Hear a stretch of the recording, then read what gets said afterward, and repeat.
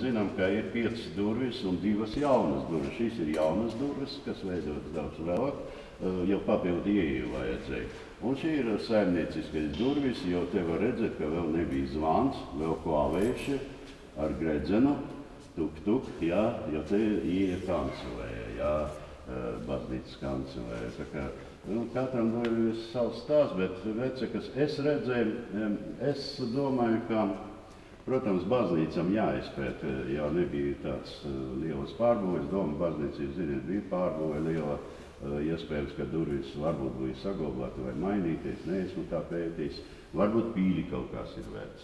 Bet šī rajonā nav, tas ir jauns rajons, 1871. Gada sāk apbūvēt, bet es redzēju vairāk, kas tagad jau pazud viena pēc otra, teiksim, Brīvas 40, Neiburga māja, pagalmā, vai 42, tur bija saglabāts vecas durvis.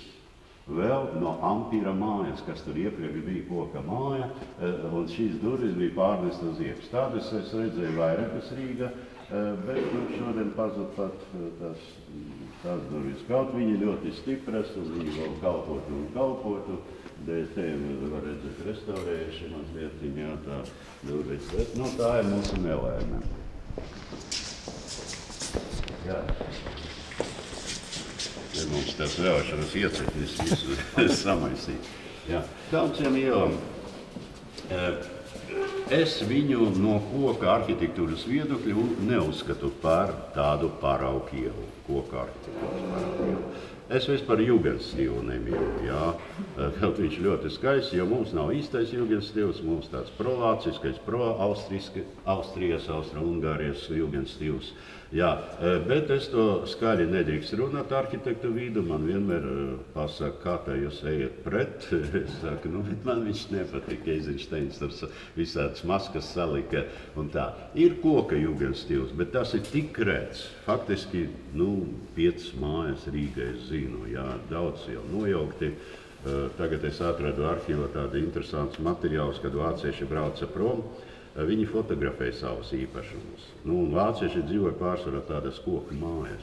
Šīs rajons ir tipiskais vācu rajons. Te ir, protams, eklektiskais klasicizms, jā, viss vienāds stilā.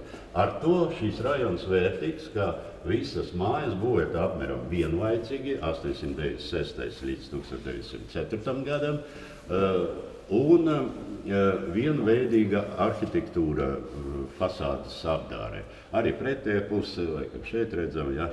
Un tādas lietas jūs ieraudzīsiet Liepājā. Kad jūs būsiet Liepājā, pavērojat, pastaigājat pasakainas ielas, kuri veidota šī tradicionāla stilā. Kāpēc? Kas te ir? Faktiski šis ir bagātnieku rajons, neteiksim pavisam bagātu cilvēku, jo vienīga vasarnīca ir Šķipera Junkera vasarnīca, pārējais ir dzīvojamas īres nami. Katra nama ir 4 dzīvokļi. To uzreiz var atšifrēt, jo šīs loks ir kabinets, 2 logi viesistaba, šeit varētu būt guļamistaba, otra puse otra guļamistaba, pretī ēdamistaba un virtuvē. Tipiskais plānojums, jebkurai mājai paskaitam, mēs redzam tādu pašu sistēmu. Tas ir muižas sistēma, kad jūs brauksiet kāda maza muižiņa tāda, tad jūs ieraudzīsiet tieši tādu pašu plānojumu. Varbūt tur kāda lieka istaba. Uz otru pusi parasti verandas, kā arī šeit var redzēt verandas, jo tā kā mums diezgan mitraina vīde, tā pārsvarā mēs dzeram teju vai ko dzera veranda. Veranda parasti saistīta ar ēdamistabu. Tas jebkura muiža ir tas paraugs. Šis ir rajons tipisks vācu rajons. Jo Švārdsmuiža vai Agenskalns, kā mēs tagad viņu saucas, jo Agenskalna tirgus neatradas Agenskalna, kā jūs ziniet, jā, viņš atradas Graubmuiža, pavisam cita teritorija. Graubmuiža iet pa Ormaņa ielas vienu pusi, pa Talsu ielu un iziet uz Bariņu ielu apmēram tur, jā. Un Graubmuiža bija valstsmuiža, tur bija arendātors, slavenais agronoms Ansons, ļoti slavens, viņam bija eksperimentāli lauki tur, jo tā, bet bijuša Pārsas iela ir Graubmuižas iela, bet tas mazliet apkāpē. Un Dr. Švarts, viņš bija diezgan agresīvs pret latviešiem, ceļšķi pēc 5. gada. Daļa latvieši iegājuši Martiņielas rajona, bet viņi bija izkurināti ārā pilnīgi. Jo vācieši stipri sastrīdējās, Martiņu draudzi bija abas draudzes, tad ir vācieši uzdevēja, kur muzikas skola Bauža iela savu pastorātu atsevišķi, un aiz tā pastorāta Martiņu ielas un Baužas turi bija paredzēta otra Martiņa vācu draudzes baznīcā. Ja? Kas kirha laikam pareizi, ja? Ne baznīca, labi, vai paliek baznīcas, jā, viss. Un šī rajonā dzīvoja pārsvarā vācu ierēdņi, un ļoti es viņus saucu par atraitņu rajonu. Ļoti daudz dzīvoja atraitnes. Kāpēc atraitnes? Tie apmetas, ja? Tāpēc, ka agrāk sievietei ļoti grūti bija. Vācu ģimenei bija ļoti daudz meitenes. Ja? Un bija kārtība. Pirmā jāaprecas, otrai, trešais. Trešā nevar aprecēties ātrāk par pirmo. Bet pēc statusa tie bija vai goda pilsoņu meitas, vai kaut kādu ģildes vecāku meitas. Jā. Vecāki miruši, viņi palikuši un kaut kā dzīvoja uz kaut kāda kapitāla, ieņemot šo 5 istabu dzīvokli, kā agrāk teica, viņa bija ļoti trūcīga, viņa bija ļoti trūcīgs pavārs, ļoti trūcīga istabēne, ļoti trūcīgs, jā, un tā tālāk, jā. Un vīriešiem bija tā, ka šīs kārtas jaunavas varēja apprecēt tikai cilvēks ar ienākumiem, vai ar amatu. Vai tāda līdzkārta, vai viesnieku meistars, vai jau meistars, nevis zeļis. Ja? Varbūt arī zeļis, bet jau cilvēks, kas varēja nopelnīt iztiku ģimenei. Līdz ar to sieviešu pieprasījums bija lielāk nekā vīriešiem. Bet vīriešu, normāli vīrieši bija, es saku, ļoti daudz ierēģi bija. Ierēģiem bija toreiz īsdiena, kas dienai Kaukaza ļoti ātri gāja pensijā, bet tas bija apmēram 40–45 gadi. Protams, šīs 45, 50 gadi, 40, šī radiusa bija vīriešu kontingents, kas gribēja tagad, viņš saņem pensiju, viņš var apprecēties dienai kaut kur Kaukazā. Un, protams, tie, kas dienai Kaukazā, viņi bija, samera slīmi, jo Kaukazā viss, kas notiek, dienas ļoti smags, jūs Lermontovu lasiet, Tolstoju lasiet, jā, apmēram tā sistēma saglabājas diezgan ilgi arī. Un, protams, kā izvēle liela, viņi precēja kaut kur 45 gados 20 gadīgo. 21 toreiz bija atļauts, 20 jau bija atļauts, 21 gadu veco. Un, protams, cik viņš tur dzīvoja 10 gadus, un atraitnes palika ap 30–40 gadus, sievietes palika atraitnes. Bet pēc tā laika sistēmas viņi saņima puspensijas no vīra. Līdz ar to viņi varēja izvirēt tādu lielu dzīvokli. Pēc statusa cita dzīvokli viņi nedrīkstēja dzīvot. Jo tas ir viņi zaudētu savu statusu. Tāpēc arī šeit ir vienveidīgi 4 gandrīz nav, 5 istabu dzīvokļi pārsvarā ir šeit. Te, kad jūs ejat pa Kaunsievu ielu, jūs ieraudzīsiet tādas saliņas. Te ir saliņa, tur aizmuguri māja. Te tāda saliņa, šeit, jā, aizmuguri māja, diezgan liela māja, tur mūra māja, liela un tā. Šeit bija viens stāv māja, te viens tāds mūrnieku meistars būvēja sev savruku māju. To, ko es teicu, ka vasarnīca ļoti skaista vasarnīca, arī žoks tagad atjaunots pasakaļ, bet viņa tā kā tukša stāv. Ko tas nozīmē? Kāpēc te dziļāk ir apbūvēja? Nav atbildes jums, jā. Tāpēc, ka tas ir vācu rajons, vāciešiem dzīvā ļoti daudz idiotu. Jā, tas ir grāmata, tas vārds ebreju un vāciešiem, tāpēc, ka ļoti tuvas laulības. Jo tā izvēle nebija tik liela, jo tie paši, kas atbrauc no dienesta, viņi precēja vai māsīcu, vai trajurudную sestru, vai teikt tālu. Un kaut kādu tuvu rādinieci, jo tā izvēle nebija liela, jo toreiz bija kastu sistēma. Tikai drīkstēja precēties savas kategorijas sievieti vai vīrieti, jā. Un šeit ir patversme, bet šeit ir trako māja, jā, psihiatriska slimnīca,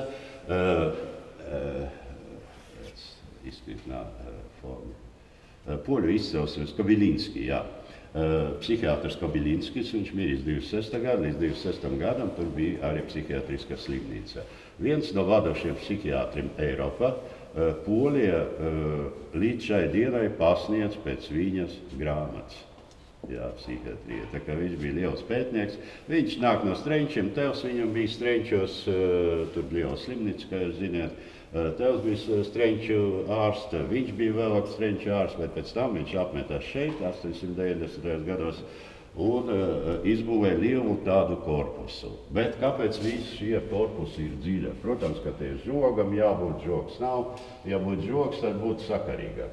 Tāpēc, ka to laika psihiatrija un veco cilvēku pansionātos bija viena darba terapija un gaisa terapija. Tas bija galvenie tādi ārstniecības paņēmieni. Un tad šīs priekšā, te jau koki lieli bija, šeit bija dārziņi priekšā. Un šie cilvēki, radinieki, kas nodeva savu vecumāti tur vai savu māsu nodeva, viņi vakara pastaigājas. Šodien mēs vakara sēžam pie televizora, bet toreiz cilvēki staigājuši, un tad viņi skaties, ko dara viņu radinieki. Viņš roku tur puķīt stāda, un tad šī dāma pieiet klāt un prasa, kā tev iet, vecmāmiņa, jā, labi, es tev redzēju kādas puķītes iestādīju, un tā arī tiem prasa. Un tā bija uzraudzībā, bet uzraudzība notika arī no augšas. To, ko mēs lasām Anna Našeji, tur, kā jau padomju kinematografija, bišķi pārspīlēts viss tās. Jo faktiski augstākā sabiedrība gādāja par tiem cilvēkiem, kuri nespēja sev aizsargāt. Augstākā sabiedrība. Latvijas laikā bija 5 patronāti, tas biedrības, kas gāda par mājām, par psihiatriskiem slimnīcām, par bērnu, bez vecākiem bērniem. Tie bija 5 patronāti. Arī Zvaigžņu iela 6 tur bija bērnu dārs tiem bērniem, kuri mācās cietumā. Arī tas bija sabiedriskais patronāts. Un, teiksim, Rīgas patronātu vadīja Gustavs Zemgals. Prezidents Latvijas vādīja, pie tam viņš piedalījies, ne šodien prezidents tā kā vairāk skaitas dekoratīva personā daudzas biedrības, teiksim, Brāļa kapu fondam, viņš tā kā labvēlis skaitas, bet nekad mēs viņu neredzam, tikai kaut kādi svētki. Bet toreiz viņi tieši piedalījies. Vietnieks bija Mārtiņš Antons advokāts, viens no slavenākajiem advokātiem, Latvijas proklamēšanas piedalījies un vadošais. Tagad es nopirku, starp citu es ieteicu jums nopirkt to grāmatu sabiedrisko lietu ministra Bērziņa, tagad iznāca. Ļoti labi bērnība apraksta arī mazliet tādas, tur arī mazliet demagogija ir, kā jau tāda valsts vīram, bet kopumā ļoti interesanti tas viss aprakstīts. Tā kā redzēt, kāda situācija. Un šie patronāti, teiksim, Krievu patronāts bija Merkuļievs, viens no bagātākiem Rīgas cilvēkiem, tirgotājiem, kas bija pirmā prezidija Krievu teātra būvēšanas komisijā. Tā kā Rīgas pilsētas domnieks, visas sasaukumas gandrīz līdz nāvei, līdz Pirmam pasaules karam, viņš visur piedalās. Tad Merkuļievs arī vienkārši izpārdeva savu mantu un visu veltīja ziedojumu un kalpošanu sabiedrībai, savu laiku. Tā kā tāda situācija. Arī Melns iela bijuša, Švārcmuižas iela, žēl, ka viņa tāda no Švārcmuižas par Melns ielu palika, bet tas ir Latvijas laika propaganda, likvidēt Muižas vārdu, izdzēs Ulmanis griba izdzēs Muižas vārdu no visam pagastiem, no visam ielam un tā tālāk.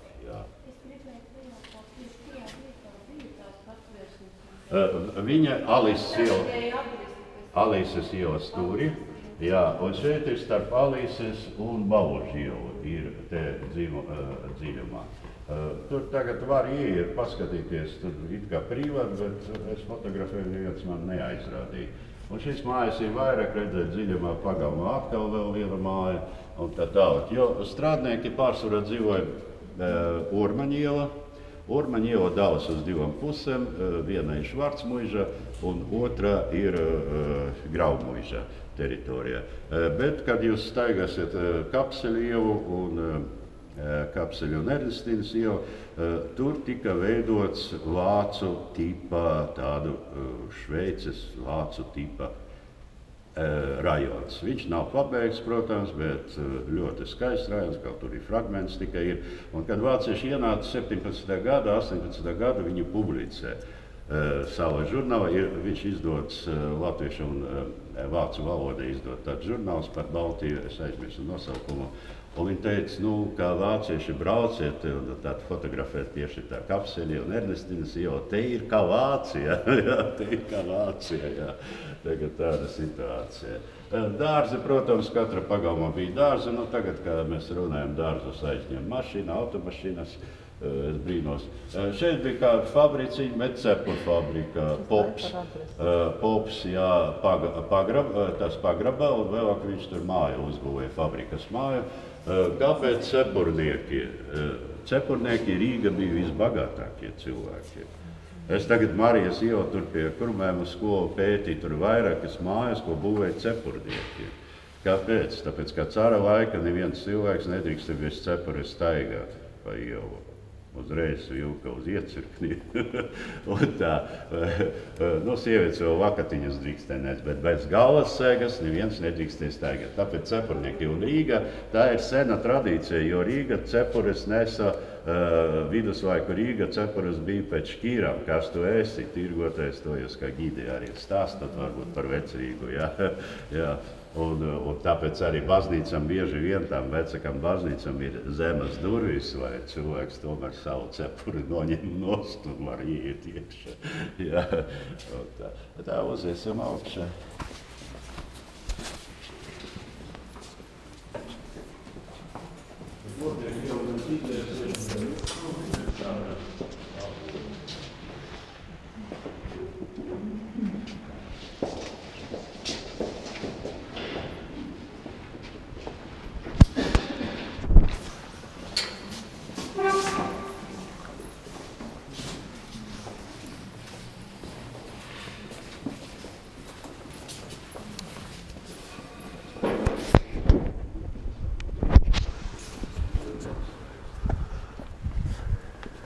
Cik mēs tagad esam? 40 cilvēki.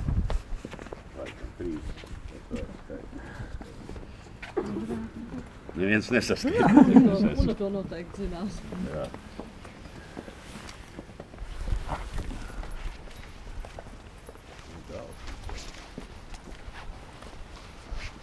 Tas pie temām. Katrs loks savādāk. Pirmajā stāvā. Kurš zina, cik mēs esam? Man liekas, 45 ir. 46, jā. Jā, iedomājieties, šī pagalma dzīvoja vienlaicīgi. Pēc mājas grāmatām mēs konstatējam 150 cilvēku. Šeit ir 12 dzīvokļi, te ir 4-8 dzīvokļi, jā. Veikals tur vēlāk bija, jā, koloniālu preču. Un šie vēl pie tām rēķiniet. Šeit ir toaletes, veļas mazgotava, kalēja darbnīca, tur ir staļļi, redzēt, ēnu sienas, jā, jumta. Tur ir staļļi 4 zirgiem un vaguzis, kur rati stāvējuši. Tā kā šeit ir visu laiku bija dzīve. Šeit ir šķūni, toalete, tas salsa vēl saglabātā, piona, vēl malka kaut kur glabājas, vēl pa vidu ir kāza vai cūka kaut kāda te, jo turēja sīklopus, kāzus, jerus,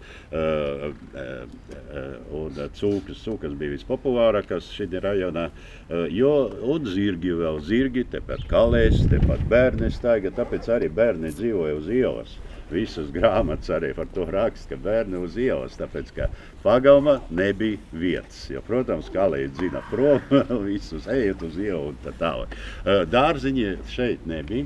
Varbūt bija apzaļumoti kaut kādi stūrīši, jā, bet bija šiem cilvēkiem izdeva dārziņas tur, kur Daugavas stadions.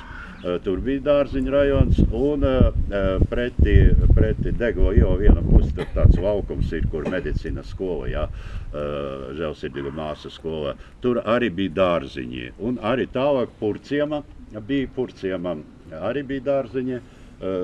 Purciems, kā jūs zināt, tas ir Hausmaņa purva sastāvdaļa, jā, Purciems. Mazais ciemiņš Hausmaņa purva vidu. Un, jā, šeit ir arī logi.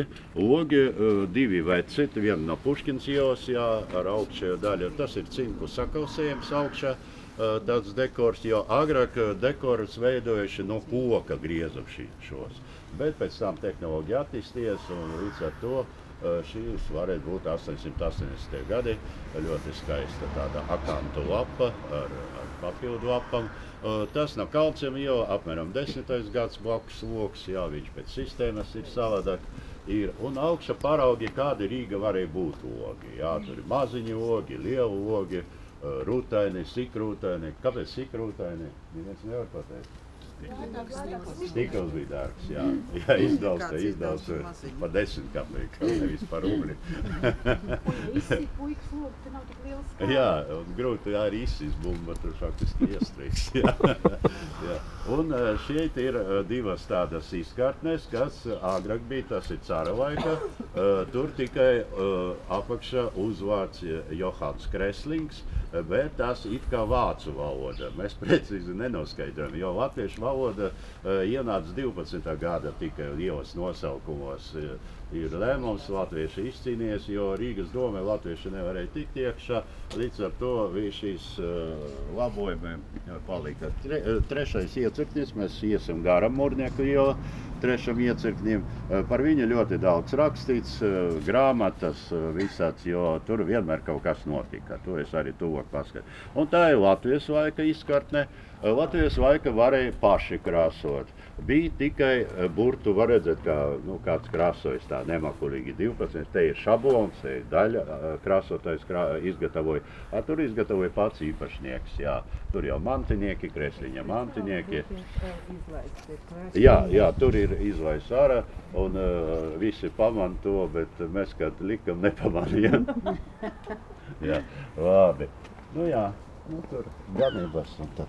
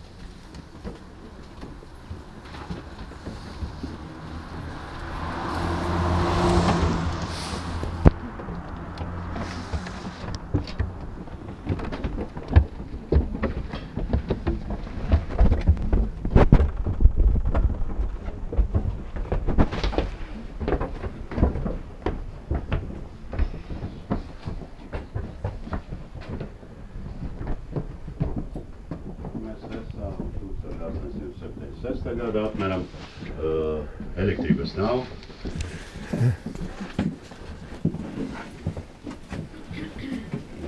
Mēs tiksim par 20 gribu. Nu labi, tiksim iekšā.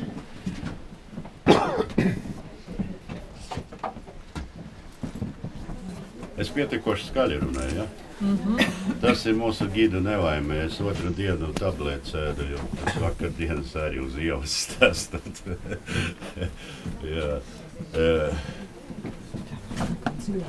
Jā, nācat iekšā. Nekas, bieži vien te uz bēriem arī salasīs tikpat daudz cilvēku.